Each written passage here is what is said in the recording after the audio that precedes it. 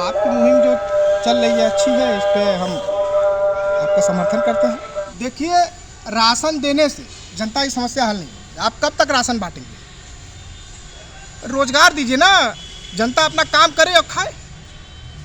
Ration तो पहले भी मिलता था, आप उसमें क्या कर दिए, जो है वो नमक बढ़ा दे रहे हैं।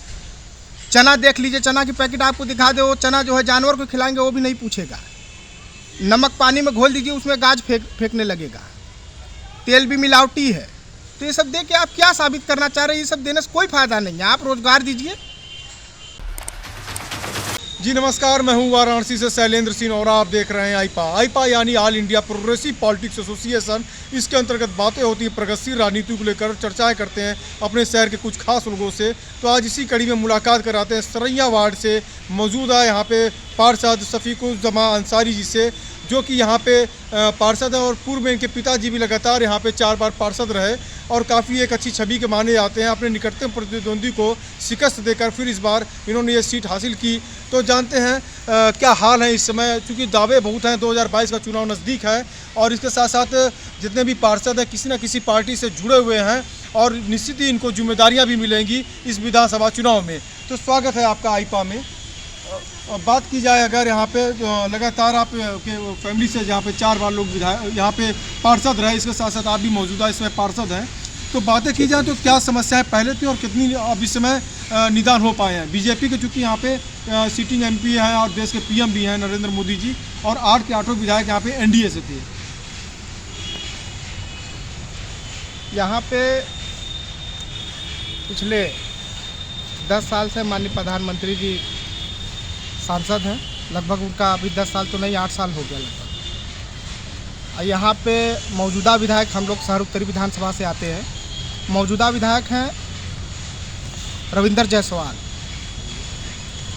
रविंदर जायसवाल के कार्यकाल में हम लोगों को वार्ड में आज तक एक भी काम, एक ईंट, जो अगर कहें कि कहीं एक ईंट उनके विधायक निधि से 10 साल के अंदर कहीं रखा गया तो ऐसा नहीं। हमारे वार्ड में यहाँ पे माइनॉरिटी क्षेत्र है, मुस्लिम बहुल इलाका है, मलिन बस्ती है। यहाँ पे जो भी कार्य होता है नगर निगम से पार्षदों के माध्यम से होता है। विधायक कभी यहाँ, मौजूदा विधायक कभी यहाँ दिखे ही नहीं, सरैया आते ही नहीं।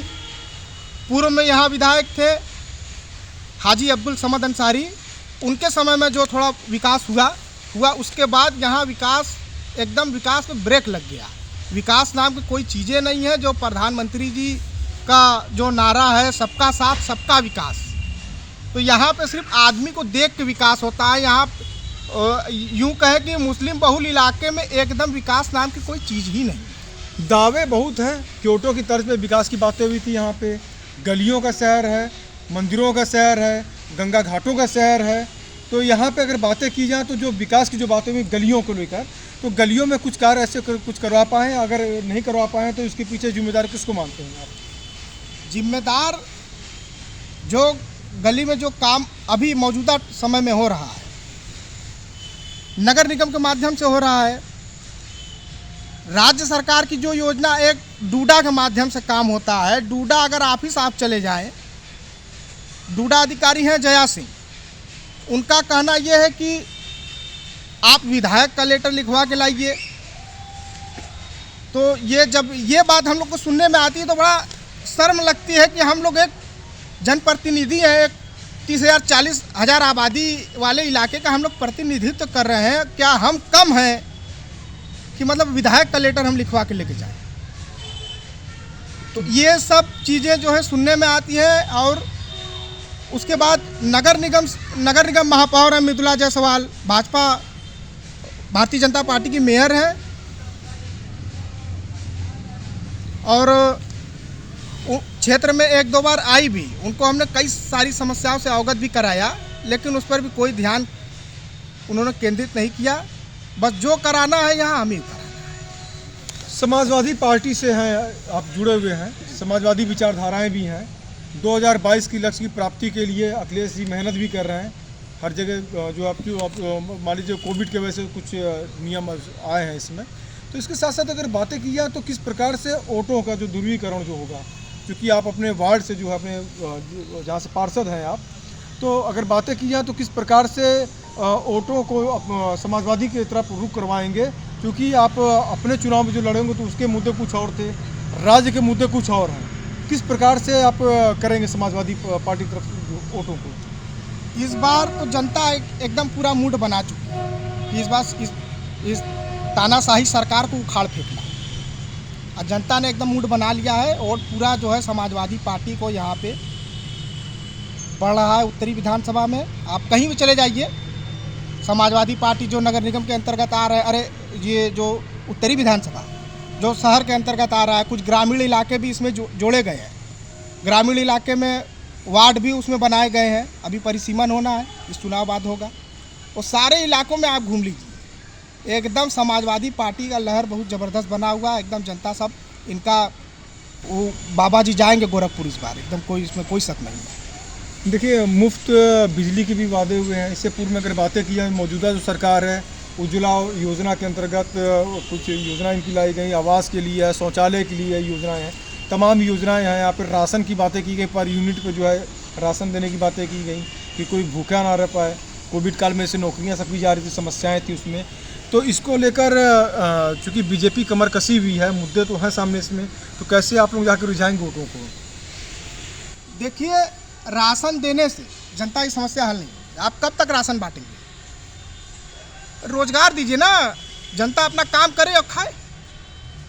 राशन तो पहले भी मिलता था, आप उसमें क्या कर दिए, जो है एक वो नमक बढ़ा दे रहे हैं। चना देख लीजिए, चना की पैकेट आपको दिखा दे, वो चना जो है जानवर को खिलाएंगे वो भी नहीं पूछेगा। नमक पानी में घोल दीजिए, उसमें गाज फेंकने लगेगा। तेल भी मिलावटी है। तो ये सब दे के आप क्या साबित करना चाह रहे हैं? ये सब देने से कोई फायदा नहीं है। आप रोजगार दीजिए, शिक्षा दीजिए। रोजगार की अगर बातें की जाए तो यहाँ पे एक बुनकरी के क्षेत्र में, क्योंकि बुनकर जो है यहाँ के बनारसी साड़ी उद्योग बनारस का बहुत फेमस था, क्योंकि आप सरैया क्षेत्र से, वहाँ पे बुनकर के बहुत से लोग ऐसे काम करने वाले होंगे, वहाँ पे मुलाकातें होती होंगी। क्या उनकी समस्याएं हैं या वास्तव में केवल हवा हवाई समस्याएं कुछ नहीं है? बुनकरों से जुड़ी सबसे बड़ी समस्या बिजली की है।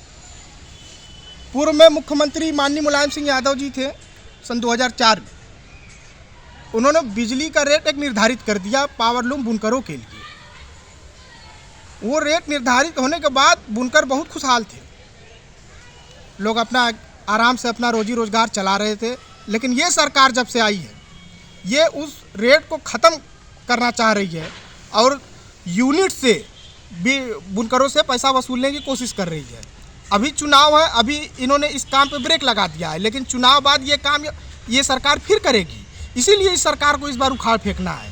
ये सरकार, ये जुल्मी सरकार को इस बार जनता एकदम पूरा मन बना चुकी है।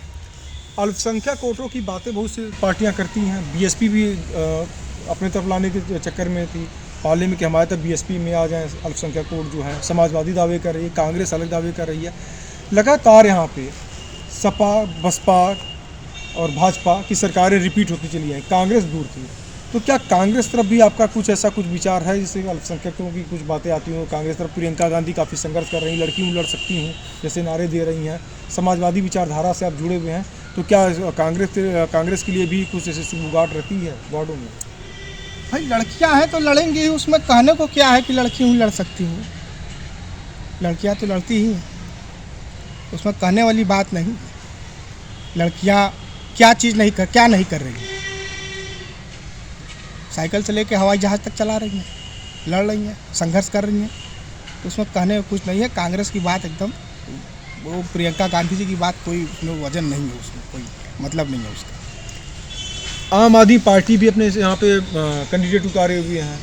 आम आदमी पार्टी को क्या कहेंगे आप? क्योंकि वो भी दावे कर रहे हैं कि यहाँ पे जीतेंगे। पीएम के सामने एक बार कैंडिडेट भी रहा अरविंद केजरीवाल 2014 में, बहुत हिम्मत का सा उन्होंने अपनी जमात केवल वही बचा पाए तो उस समय 2014 में। और इसके लिए अगर बातें की जाए तो आम आदमी पार्टी काफ़ी दावे कर रही हैं, विद्युत के क्षेत्र से लेकर तमाम रोजगार के वादे हो रहे हैं। क्या कहेंगे इस पर आप? क्योंकि आपके सामने भी यहाँ पे वार्ड लगेगा शहर उत्तरी का।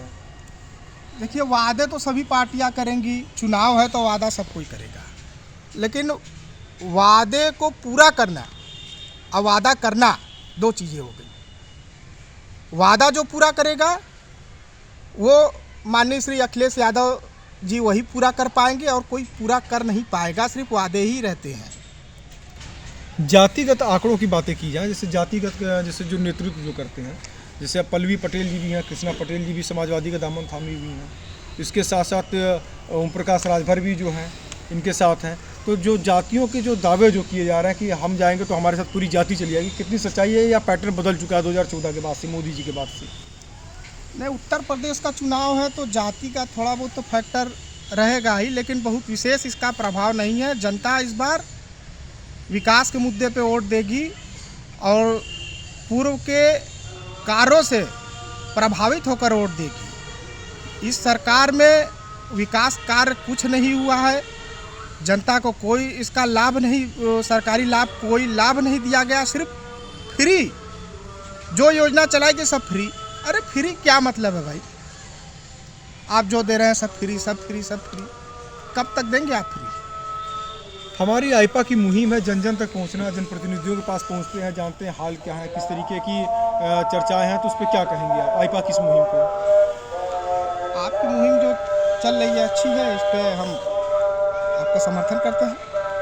तो ये थे हमारे साथ वार्ड सरैया से पार्षद, और जिन्होंने बताया कि किस प्रकार के हाल हैं और क्या मुद्दे विशेष होंगे, समाजवादी पार्टी की किस प्रकार से कमर कसी हुई और किस प्रकार से इन्हें जिम्मेदारियां देंगी, इस पर उन्होंने अपने रुख को साफ किया। वाराणसी से शैलेंद्र सिंह, आईपा।